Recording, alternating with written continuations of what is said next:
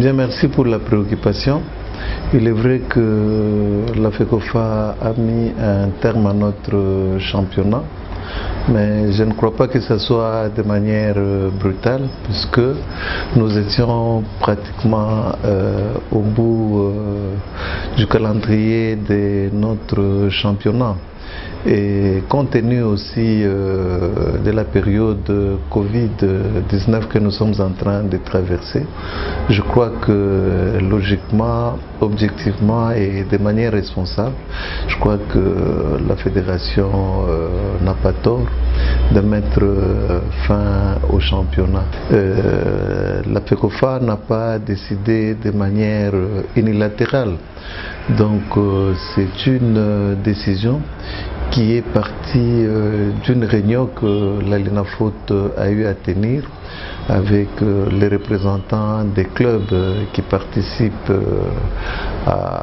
au championnat de cette édition. Et donc à l'issue de cette réunion-là, il a été convenu de commun accord avec le club que ce n'était pas possible à ce que les championnats puissent se poursuivre.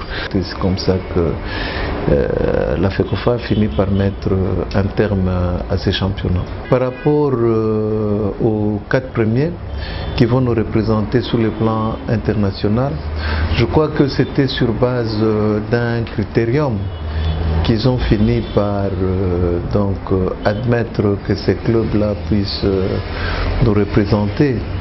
Et bon, c'est malheureux pour les clubs qui ne se sont pas retrouvés. Mais bon, moi je crois que c'est parmi les hypothèses qui étaient déjà chuchotées au niveau de la cité. Et personnellement, je ne vois pas un problème là-dessus.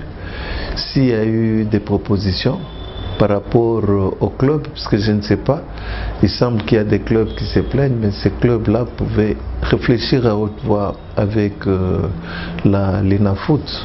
Mais les informations à notre possession démontrent à suffisance que les clubs ont été d'accord avec ça. Et bon, dans ce genre de choses, il est toujours difficile de mettre tout le monde d'accord, mais moi je crois que c'est vraiment responsable de la part de la fédération. On ne peut pas dire que Bazzano a été lésé. Je ne crois pas que Bazzano a été lésé. Bon, Bazzano n'a pas été retenu parmi les 4 clubs qui devront nous représenter. Bon, c'est vraiment dommage puisque tous les sportifs ont constaté que Bazzano avait une très bonne équipe. C'est une équipe qui évoluait très bien au niveau du championnat et qui malheureusement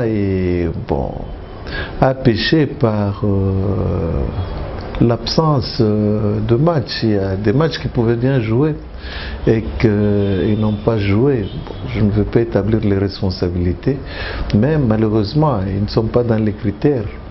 Et Bazzano ne fera pas la 2e division, Bazzano va continuer à jouer la 1re division. Et ici, je voudrais bien que certains clubs puissent aussi tirer des leçons. Quand on a un calendrier et que vous avez des matchs qu'il faut jouer, il faut les jouer. Les matchs, il ne faudrait pas les éviter, sauf s'il y a une raison majeure. Personnellement, je regrette le cas de Bazzano, qui était une équipe qui évoluait très bien, qui pouvait être comptée parmi les 3 premiers, mais malheureusement, ils n'ont pas répondu aux critères. C'est dommage.